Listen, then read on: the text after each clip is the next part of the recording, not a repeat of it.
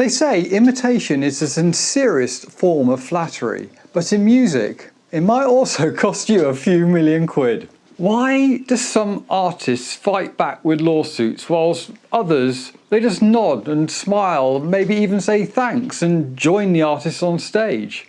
Today we're looking at 10 famous cases where modern artists borrowed from their heroes and whether they got sued or celebrated.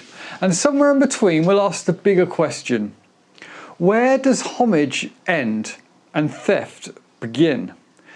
If you're ready to look at music and life a little differently, hit like on this video, subscribe to join the conversation, and feel free to drop a comment below with your own take.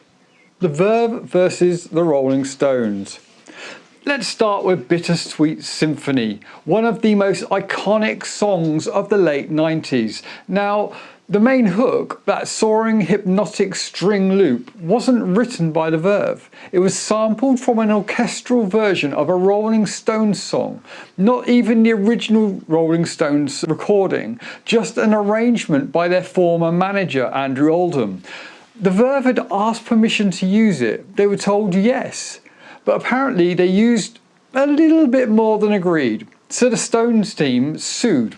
The result? The Verve lost 100% of the royalties. That's right, one of the most defining tracks of a generation, and the band who made it didn't see a penny for decades.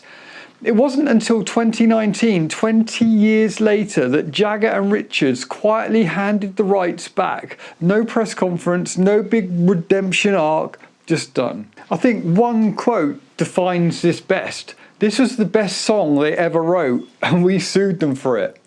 Sometimes art runs headfirst into ego, and ego usually has better lawyers. Number 2, Sam Smith versus Tom Petty. When Sam Smith released Stay With Me in 2014, it felt instantly familiar to a lot of ears, and not just emotionally, musically. The chorus bore an uncanny resemblance to Tom Petty's I Won't Back Down. Same rise, same fall, same phrasing. It wasn't a sample, and Smith claimed the similarity was purely coincidental, but Petty's team noticed, and eventually Smith agreed to a quiet settlement. No lawsuits, no public feud. Petty was gracious about it. He said, "These things happened. I have no hard feelings. All my years of songwriting have shown me these things just happen." Just like that, he and co-writer Jeff Lynne were added as co-writers of Stay With Me, and the royalties were split. No takedowns, no drama, just a quiet correction in the margin. Petty didn't rage, he didn't retaliate, he just stood his ground and let the music speak. Led Zeppelin versus Spirit. Now, few songs are more legendary than Stairway to Heaven, the slow build epic that every guitarist tries to play, usually badly, in music shops. But for years, Zeppelin faced claims that the opening riff, the iconic descending guitar line, was lifted from a 1968 instrumental by the band Spirit called Taurus. Now, the similarity is subtle, but enough to raise eyebrows and not always lawsuits. Spirit's estate did sue, and the case dragged on for years, all the way to the US Supreme Court, believe it or not. In the end, Zeppelin won. The courts ruled the riff wasn't close enough to count as infringement, but it left people asking, can you really own a chord progression, especially one as simple and as ancient as that one? Here's the real tension. At what point does inspiration become theft? And if music is built on shared language, where do we draw the line? Radiohead versus Lana Del Rey. Lana Del Rey's Get Free was moody, melancholic and haunting, classic Lana, but almost immediately listeners started comparing it to Radiohead's Creep. The chords, the feel, even the vocal phrasing, it was, well, close. Close enough that Radiohead's publishers stepped in. Now, this wasn't just a quiet word behind the scenes, it got messy. Lana claimed Radiohead wanted 100% of the publishing rights. Radiohead denied that publicly. And here's the kicker. Radiohead had once been sued over Creep themselves by the songwriters of The Air That I Breathe by the Hollies, and they lost. So now you've got a song that borrowed from a song that borrowed from another song, layers on layers. It's a reminder that every melody has lineage, and sometimes the past comes calling. So if everyone is stealing from someone, are we all just passing the same 4 chords around? Marvin Gaye versus Robin Thicke and Pharrell. This one made headlines. Not just musical ones, but legal ones too. Blurred Lines was the biggest hit of 2013. Infectious, swaggering and controversial for more reasons than one. But behind the beat, Marvin Gaye's family heard something very familiar. The groove, the vibe, the bounce of Got to Give It Up. Here's the thing, it wasn't about copying lyrics, melodies or notes. It was about feel, the atmosphere, the essence of a track. The result? A lawsuit and a landmark ruling. Pharrell and Robin Thicke were ordered to pay over $5 million. The court decided they had infringed on the style, even though no direct sampling was used. And that changed everything. It told the music world, even the vibe of a song can get you sued. Suddenly, inspiration became a legal minefield, and a whole generation of songwriters started second-guessing themselves. Because if you can't borrow the feel of your influences, where does creativity go next? Lou Reed and A Tribe Called Quest. Now let's switch gears from conflict to something a little more respectful. Can I Kick It by A Tribe Called Quest is a classic. Smooth, playful, iconic, and right at its core is that unmistakable bass line taken from Lou Reed's Walk on the Wild Side. They didn't hide it, they didn't distort it, they celebrated it. And Lou, he didn't shut it down. In fact, he let it ride with a quiet smile and a publishing agreement. Yes, he took a big chunk of the royalties, but not out of spite. It was business and respect. Five Dog said he loved the track. He took royalties, sure, but he respected the art. He understood the art of sampling. He saw his work becoming part of something new, not stolen, but reborn. And that's the power of artistic lineage. Not every influence needs to be protected by a lawsuit. Sometimes it just needs to be passed on. That's not defeat, that's legacy. Johnny Cash covers 9 Inch Nails. Now this one's not about theft, it's about something much more powerful.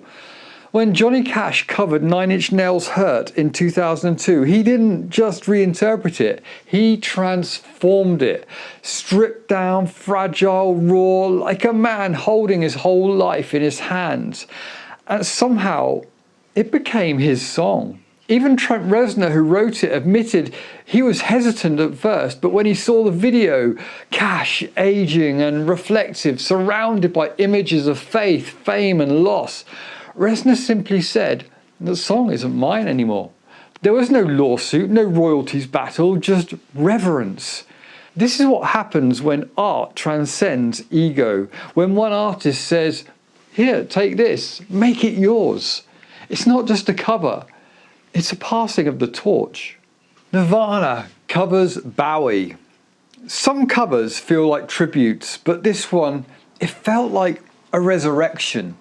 When Nirvana performed The Man Who Sold the World during their MTV Unplugged set in 1993, they weren't trying to outshine Bowie. They were introducing him to a new generation, one raised on distortion and disillusionment. Kurt didn't reinvent the song, he just stripped it back to its bones and let it breathe. Years later, Bowie said he was surprised by how many young fans thought it was a Nirvana original. But he wasn't bitter, he was moved.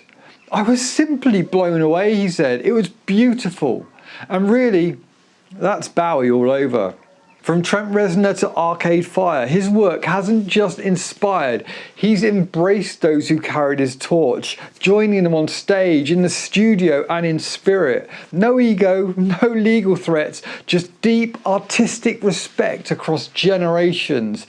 This is how creativity lives on, not in courtrooms, but in communion. The Clash versus MIA.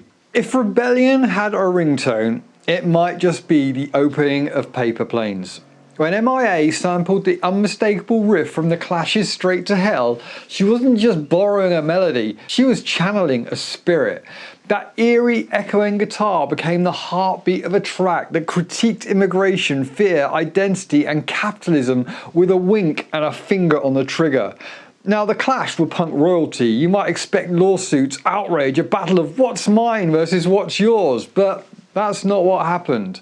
Joe Strummer's estate and surviving members didn't just allow the sample, they backed it. There was no fuss, no fight. Why? Because they recognised the power of protest in a new voice. And maybe because they saw the same fire they'd once carried now lit in somebody else. Paper Planes wasn't theft, it was a handoff in a generational relay of rebellion. The Pixies versus Nirvana. Take Nirvana and the Pixies. Kurt Cobain was open about it. I was trying to write a Pixies song, he said. Smells Like Teen Spirit was meant to be his version of their sound. But sometimes when you try to copy, you accidentally create a masterpiece all of your own. Frank Black, the Pixies frontman, simply offered total respect. No drama, no lawsuits, just the natural, unstoppable flow of musical inspiration. Time for our Spinal Tap moment. Honestly, this list could go on forever. But in honour of Spinal Tap, I could not stop at 10. I had to turn it up just a little bit more. Remember Vanilla Ice? He denied copying Queen and Bowers Under Pressure, claiming an extra beat made it totally different. Yeah, settled out of court and paid the price. Or Coldplay and their Viva La Vida dispute with Joe Satriani. Then there was Oasis versus the Beatles. Noel Gallagher was a self-proclaimed shameless thief and a proud fanboy. But the real question is, can you really bring the Beatles to a larger audience? Probably not, but he certainly tried to stand on their giant shoulders. And recently Ed Sheeran faced Marvin Gaye's estate again, another courtroom remix that truly highlighted the vibe versus melody debate. Interesting fact, Ed Sheeran actually won that case. And how about the Red Hot Chili Peppers? Their Danny California sounded pretty damn close to Tom Petty's Mary Jane's Last Dance, but Petty, with his characteristic cool, simply noted the similarity and chose not to sue, saying, "I seriously doubt if there's any negative intent there." So, every generation borrows. The critical question for us is, what do we do with what we borrow? Do we just become glorified cover bands, rehashing every nuance? Or do we truly stand on the shoulders of those we aspire to, add in our own musical flavour to their musical creativity and genius?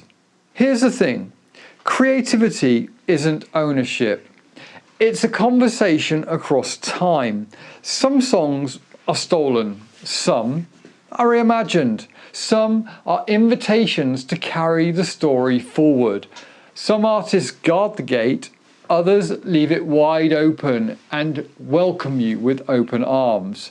But maybe the real rebels aren't the ones hoarding chords. They're the ones who know that ideas are rivers, not walls. So make something new, steal like an artist, and remember who let you in. It's a lot to chew on, isn't it? These stories remind us that creativity is rarely a straight line. If you've got an example of a brilliant borrow or a blatant rip-off, share it in the comments. And if you're finding value in these deeper conversations, consider liking this video and subscribing to join our growing community of quiet rebels. Remember, we never sold out, we just found a better way. And I'll see you next week. Thank you for watching.